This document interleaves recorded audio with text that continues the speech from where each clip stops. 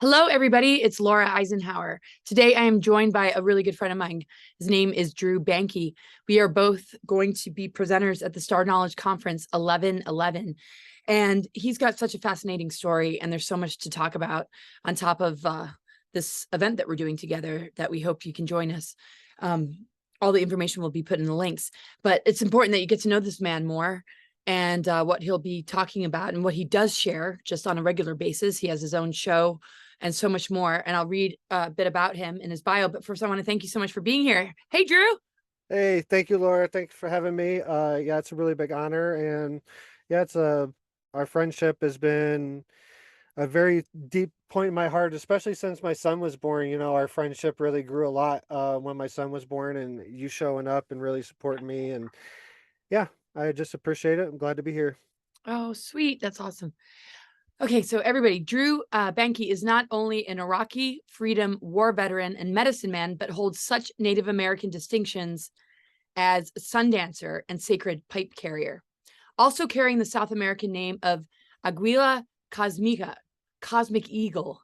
He is widely considered a master of plant medicine, specializing with Huachuma, San Pedro, Ayahuasca, and Changa.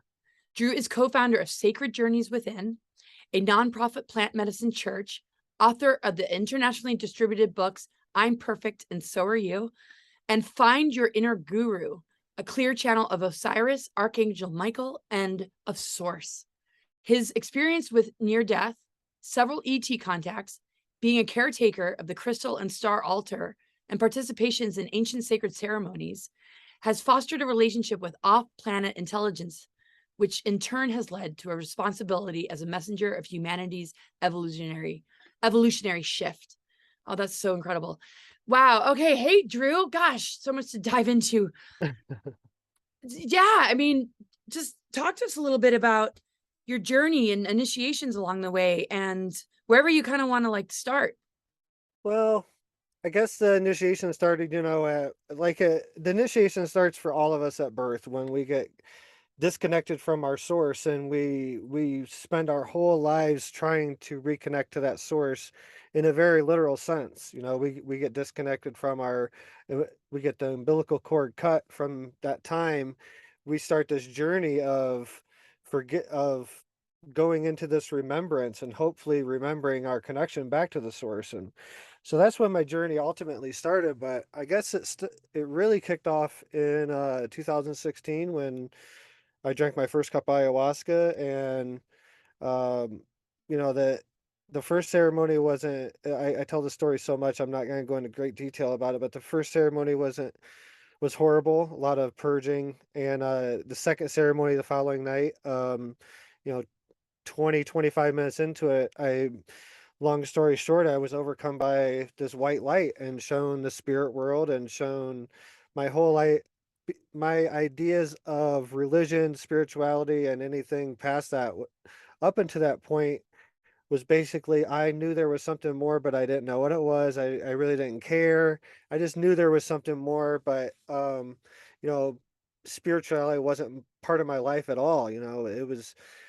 But after that second ceremony with ayahuasca, so that's really when it all started. Just I saw so much truth in that second ceremony. I went back for a third the following weekend, and that was when I was showed I was eventually going to be, a public speaker speaking on spirituality, which at that time was totally out of my realm of, I was a hardcore typical veteran, coming that did two heavy combat tours, and that was like my identity. So it was very, what I am now is just totally different than what I was then. And fast forward, um, from 2016 on, and gallons of ayahuasca later, and others, several other ceremonies that don't involve any medicine at all, like the Sundance and Whippy ceremonies, sweat lodges, things like that, and just really getting pulled into the Native American healing path. Was I guess was already preset on my journey. If anyone goes deeper into like how soul soul contracts are set up and how we're set up as human beings and our lives and everything. It's, I guess this was all set from a path that I kind of just finally melded into. But yeah, just one thing after another led me here, and the Sundance come about. Went to Standing Rock and helped out with the pipeline protest. So me and my wife Ella was out at Standing Rock and living on the camp on Chetty Chicowee for over 2 months. My wife's a nurse, so she was providing medical care there. I was helping with construction projects and security and all types of other stuff. And I got invited to my first Sundance at that when I was there by a grandma that was a Sundancer, and she invited me to her Sundance. And yeah, ended up dancing at that first Sundance, and that was back in 2000 2019. Oh, 2017, 18, and 19 was the years I Sundance. So that was, yeah. Wow, that's incredible. Really. Yeah, I've been doing conferences with Star Knowledge since 2011. I Hmm. I didn't get to attend as many after, I think, 2017, 18, but I almost caught um most of them. But yeah, I knew the ceremonies were continuing to go on, and then you came into my life, um and here we are. We're gonna be together 11/11 with so many incredible speakers and grandmothers and wisdom keepers, Mm. and Nikki Zephyr is putting it on, who's Chief Golden Light Eagle's daughter. And this is very much about just his memory and a dedication to him. So talk to us more about what we're going to be doing at the Star Knowledge Conference and what you're going to be presenting and what this 11/11 event sort of means and represents. I'm just gonna be sharing. My main topic. I'm gonna be sharing about manifestation and how that works. I think that's I- ultimately I think that's what's on a lot of people's minds. How can they sacredly and efficiently manifest reality that they want? It's not so much about manifesting money or cars or boats or anything like that. It's more about manifesting a life that you want. And how can we do that? And sharing about how gratitude and being in the moment is, key parts of that, and giving just giving some ideas on what I've come up with and what works for me, and maybe some other people can use that or expand on it in their own practice and find that sovereignty and how to manifest the life that they want, the future. Because that's ultimately that's the big question, that's star people and all this other stuff. But when we get down to it, how do we make a better life, a more sustainable life, a more fulfilling life, a more abundant life in all areas for us and our family? That's ultimately, the question that burns deep in everybody. All this other shit is just, you know, just sidebars. Totally, really well put. It's everything. It's the Yeah. core and foundation of everything, and everything sort of emerges from that. And any of the outer abundance, sure, that's great, but there's nothing like the abundance and the acknowledgement of preserving the sacred, temple of family and self, and how we co-create with Mother Earth and life, from our heart, from our spirit, from our soul. And just what an incredible story, going from, I mean, what gosh, I mean, I have so many questions just about what it was like. I mean, there must be a lot that you're recovering from, like PTSD, and just what you witnessed in your times of it. Al- How, Always, yeah. always. The PTSD will always be a part of my life, and it's something I've come to honor, because without it I would have never met ayahuasca and never been shown the sovereignty, never been able to really feel feel true love, feel unconditional love. I didn't even know what love was until after ayahuasca. Like, I was able to really experience life in a totally different way. So the PTSD and everything, it's all part of it. And yeah, I did go through a lot, in that third ceremony. I was told directly I would be a very prominent medicine man. I would be a spiritual leader in the future, and this is hard for me to really verbalize. It's really been a long time for me to really verbalize exactly what was said to me, because I don't want to appear that, there's a lot of stories of the white man getting the grand vision, but that's what happened. Like, it really is. It happened. That's what happened to me. I had a grand vision of what I was supposed to do in the future. It freaked me out, and I had a lot of questions of why I deserved to do that, why I was picked to do that, and why, um, my perception of it, I wasn't picked to do it. It's more I was meant to do it all along. All the things that happened in Iraq was part of my journey. I was adopted at 5 days old. I wasn't told I was adopted till I was 18. So that was a huge trauma for me. That was 18 years of my life. That was a lie. I had that it wasn't a lie. It wasn't a lie now, but at the time I had to work through a lot of that stuff, like this is, it was very hard for me to deal with some of it. And, but I was shown in no uncertain terms that every single step that I took was to where it got me to where I was in that exact moment. And right now in this moment that I'm in complete gratitude. I have had a beautiful home in Colorado. My church is expanding. My family's expanding. My son's doing great. I have a loving wife. I couldn't ask for, you know, there's things that there's obviously there's things that I could tweak if I wanted to, but um, I just remain in gratitude for what I do have, and that's what we need to focus on more as a people. And I'll be sharing all this stuff. I'll also be sharing, this journey has cultivated a very unique perception of the universe to me, and I'm just want to share that perception and see if it helps anyone else. Let's explain about how our solar system, um, is basically a chakra system. Each planet represents an individual chakra. The third planet is the Earth, is the heart, and that's what we need. We need to start thinking on a bigger scale, like a cosmic scale, and then we could start understanding what's going on here at Earth a lot better. Wow, totally. Yeah, my website's Cosmic Gaia. Yeah, multidimensional nature of it all and our galactic chakras and just, yeah, how the planetary systems relate to that and our organs and endocrine system and nervous system and circulatory. I mean, just how connected we are and how much we're a part of the initiation of organic ascension and advancing our human vessel through these upgrades and awakening dormant strands of DNA. And it's just incredible what you embody and the medicine that you bring in. And it is, the adversities and the traumas are such a huge part of the journey because they unlock something when you face that and you begin to move through it. The wisdom that comes through and the healing that comes through, it means that you really just provide it for those that need that remembrance and guidance. So what a beautiful journey and path and mission and family. And I can't wait to meet Hawk. I've been following you and all that. And he's thriving and just the beautiful sacred union that you hold and everything that you're doing in your community there in Colorado. So it's going to be awesome to gather.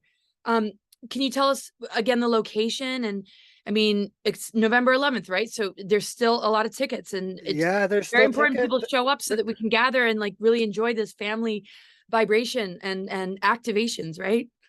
Yeah, I was just talking to Nikki, just as right before we started this conversation, and yeah, it's in Wagner, South Dakota, 1111 conference. It's Star Knowledge 1111.com is I found is the best website to take you as far as links.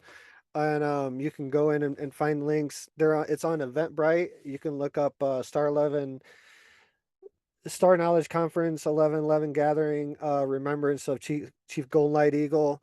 You don't have to put all that in there, but if you start putting some of that in there in Google, you can find it.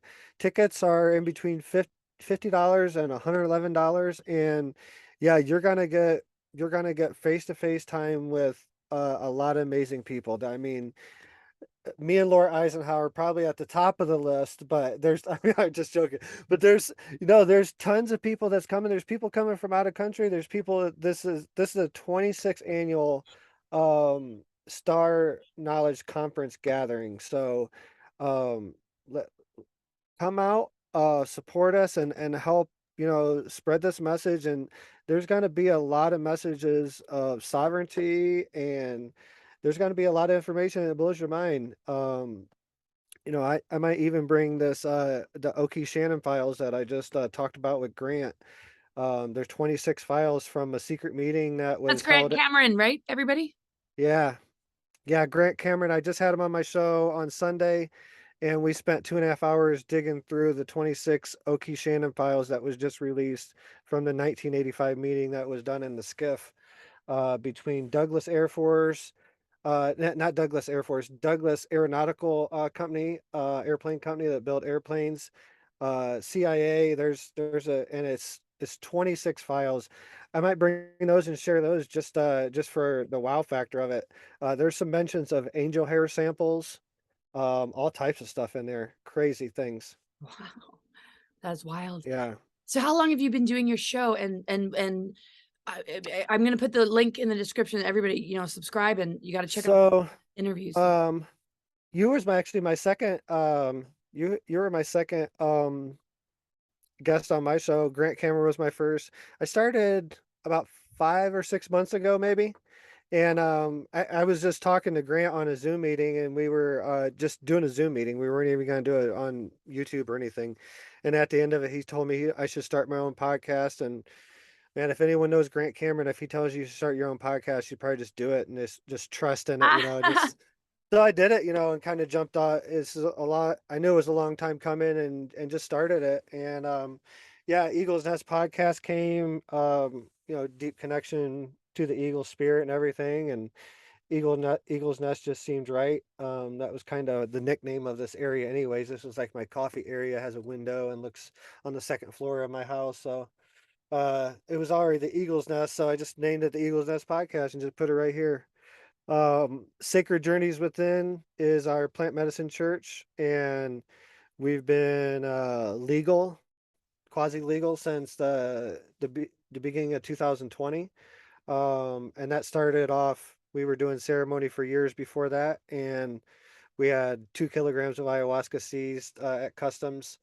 And this is another story of how a bad thing can turn into something beautiful, Oh yeah. We had this 2 kilograms of ayahuasca seized, and I went to attorney. I was like, what can we do? A lawyer, and I was like, can you represent us? What can we do to get this ayahuasca back? And here's a bunch of reviews from people that's been in ceremony with us. This how long we've been doing it, this, that, and the other. He's like, well, you don't have the correct really paperwork or structure of your church to go in and get this medicine, but what I can, so that medicine's gone, but what I can help you do is structure your church in a way that if this ever happens again, we have some type of basis to go in and get that medicine back. So that's what in turn led us to, and this lawyer volunteered, $20,000 worth of his time to help us put together this church. So structure it in a way that we had some type of legal standing as an actual plant medicine church. So Yeah, my biological sister, who's a year and a half to the day older than me, married a native Brazilian, lived in Manaus for the last 12, 15 years. And they had the Union de Vegetal church that's legal all over the United States as well. And UDV. yes, yeah, she married one of the, I mean, they're the main sort of Yeah. foundational. Her husband's father, was the one that went into the rainforest and gathered the ayahuasca and began the church. So when I visit her and when we come together, we do those ceremonies and have been bringing family members in as well. So it's really surreal that my sister moved in that direction, and that you're doing this and how this is networking and really providing this incredible healing. It was super profound. Now they've moved to the States. Last time I was in ceremony with her. Uh, Hmm.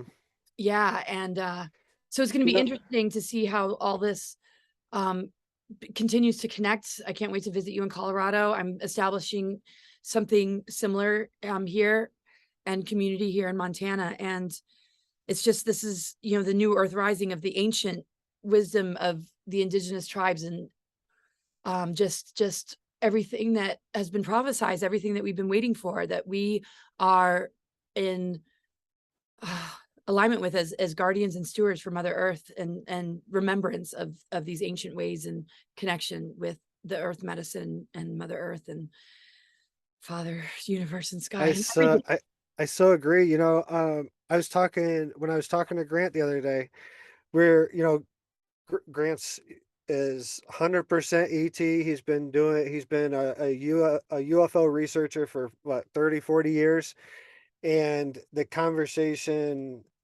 kept going to back to his psilocybin experience and plant medicine and consciousness. It's so, and that's we talked about it. It's people that have a background in ayahuasca. Like, if I would have known I was going to get as much criticism in the UFO community, I would have kept my ayahuasca and all that in the background for a while before I would have brought it out. I would have just shared my UFO and consciousness and understanding of the solar system, this, that, and the other, because a lot of it gets washed away by the older mindset that says it's a hallucination and everything that they're talking about has no credibility because it's coming from a point of hallucination.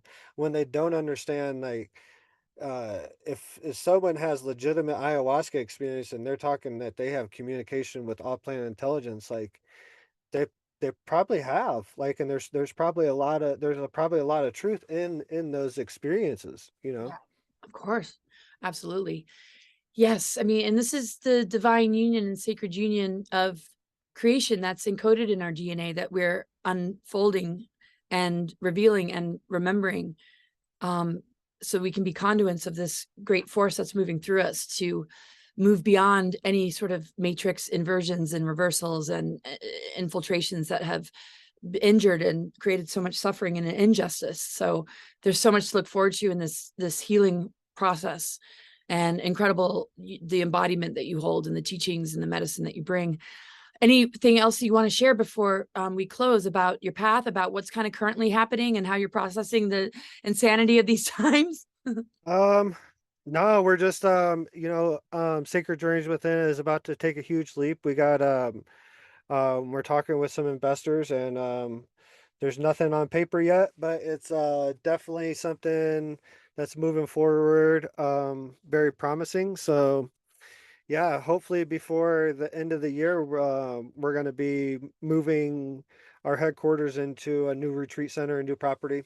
And yeah, other than that, just trust in, I guess the best thing to share, like, for the people moving forward, just in general, this process in everyday life, trust and surrender. And that's not surrender to the point of, like, giving up giving up your freedom or anything like that, but trust and surrender to the flow of the universe. Trust your inner voice. Surrender to that inner voice, as long as it's not voices. If it's voices, it's a different thing. But if it's, all joking aside, but if it's trust that inner voice, if your hair stands up on the back of your head, don't go down that road, or don't go into that conversation. Remove yourself from that situation or whatever, or it take it for more than it's worth, and start to learn the language of the universe. The language of the universe is not English or anything spoken through the vocal cords.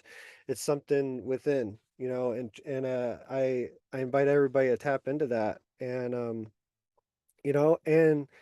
come out and hang out with us next month. It's a little bit over a month away. Come hang out with us, and I'm sure there's gonna be star watches outside if we can find a nice fire to stand around or something. I'm sure it's gonna be a little cold up there, but I'm sure we're gonna be looking at stars and trying to find ships and trying to yeah, see what all's out there. So come hang out with us, and I'm looking forward to seeing y'all out there. I'm looking forward to hanging out with you, Laura, and yeah. Oh, beautiful. I can't wait. It's going to be incredible. And then you're off on a road trip, right? Yeah, right after that, we're leaving. Oh, yeah. Man, thanks for reminding me. Right after that, we're leaving South Dakota, going to Zen Awakening. We'll be down at Zen starting November 17th through 20th. And that's in Florida, Zen Awakening Festival, right outside Orlando. I have checked since the recent storm and everything. It is still going on. The area I don't think got affected So I think that the area that Yeah. the festival is going to be at didn't get affected so much. So it is going to be going on, and we are going to be doing a one night ceremony in southern Florida, down in Naples area, and we're gonna be doing that, a group ceremony with ayahuasca, and we're also gonna be doing we're gonna be praying for that area when we're down there. So. That's wild because I have a conference at the end of October in Orlando, um, connected with Alex Collier, Michael Sala, Elena Danan, and so many others. And then because my sister moved from Brazil to Florida and it's just 2 hours away from Orlando, I'm going to be meeting up with her and doing ceremony with the UDV. And so it's just amazing. Yeah. That particular area, there's powerful stargates, of course, in Mhm. Florida, and a lot of energy to connect with and work with. And yeah, yeah. That didn't seem it's interesting to see how that storm was tracked, and it hit a lot of areas, but a lot of areas also were spared. So it's Mhm. going to be interesting that we're going to be in those same points and places, and there's so much more we're going to do, and gathering and coming together. So I hope you guys definitely will join us. It's going to be so powerful. 11/11 here in the year 2022, moving into a really powerful year. I feel that 2023 is going to be really a abundance of like when spring comes, just the blooming of so many seeds that have been planted, that of abundance, that all our visions and dreams will really see manifest more and more as the networking, also builds, and massive healing of so many that have been injured and traumatized by just the darker agendas and the manipulation and the psyops and the social engineering um, agendas. And I feel a lot of people are going to be open-minded to receiving the gift of who they truly are and the medicine of this earth, so that they can mitigate and overcome these assaults and attacks of things like bioweapons and geoengineering, and all the things that have wanted to keep us enslaved and dumbed down. And I just see a mass healing rippling out throughout the whole collective. What are your thoughts? I totally agree. This last hurricane, um, how bad it was. There's been loss of life, millions of dollars worth of infrastructure gone. I used to live down in Cape Coral. Me and my wife used to live in Fort Myers, Cape Coral, and that's where we were when we began the medicine path. So this hurricane almost hit directly where we used to live at. We have tons of friends and family down there, and I think the message that keeps coming through in these huge events is, don't get too caught up in what you think is the truth, because there's two islands, particularly Pine Island and Matlacha. This is an island that's close to Fort Myers. They have been permanently damaged to where they have lost their whole uh the way that the island, especially Pine Island, I think it's lost like 50% of its land mass, and it's been permanently changed. So for me, that's been going on in my head a lot lately, and they're deeming this island unlivable, and there's like 3,000 people, there's like 3,000 homes on this island, and all the people have to move off of it permanently because this island has been deemed uninhabitable and unrepairable. So I think, and with the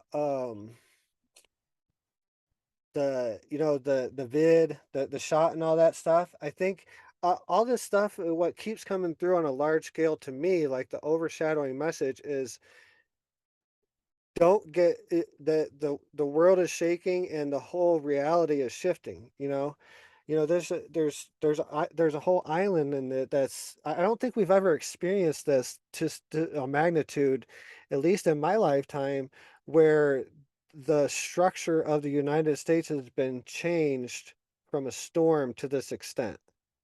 And that's that's very mind opening if you really take it all in. If you move past the cars flipped over and all that, if you look at from a grand scale, like I said, a cosmic scale, if you were to look at the Earth from the moon and see Florida now, you could actually see a difference of this Pine Island, like from space. Like, it's that much of a difference. That's insane. That's insane to think about.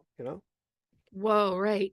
Well, with anything that gets destroyed, creation and destruction is part of the universe. Hmm. The collapsing of old structures and the rebuilding of new, destruction and the chaos that primordial sea of chaos births new life. So with all that gets destroyed, something is created, and anything that dies is always, going to be reborn. So anybody who has dealt sort of that blow or destruction, it's the fertility of what gets composted and what can grow from there, the rebirth and the renewal and the Mm, regeneration is something that we can look forward to. And of course, we know death is just a passage and a part of a greater initiation, whether we're here in the physical or not. And that's why we connect with our ancestors, and the veil is thinning, and veil between life and death in our dream realm and physical reality. So there's nothing to fear ever. And just to ride these, waves of the crazy times, and just to make sure, that sovereignty, get your minds back out of the mind control, and where your emotional energy is held hostage to the grief and the suffering of it all. And the fire element of just, reigniting inspiration and passion instead of that anger of the injustices. We're healing the elementals, as we face these traumas and adversities. And you're a living example of what that journey looks like, and the medicine that you share and remind people of and activate and spread throughout the collective is so beautiful. And I'm right there with you, brother. And mm. and that's where it's at. So any final words before we say goodbye? I know we'll do more. Um, There's more to yeah, ask, of no, course, I but don't, I always got a final word, but, yeah, I guess I'll take this time to point out, this thing in Florida, it's an event, yeah, but we have to look at everything as a message, and, back in 2017, I spent some time with the Miccosukee tribe down in Florida, Betty Osceola and, Bobby C. Billy was a spiritual leader. He's passed on now, but he was a spiritual leader for the Miccosukee Seminole tribe down in the Everglades.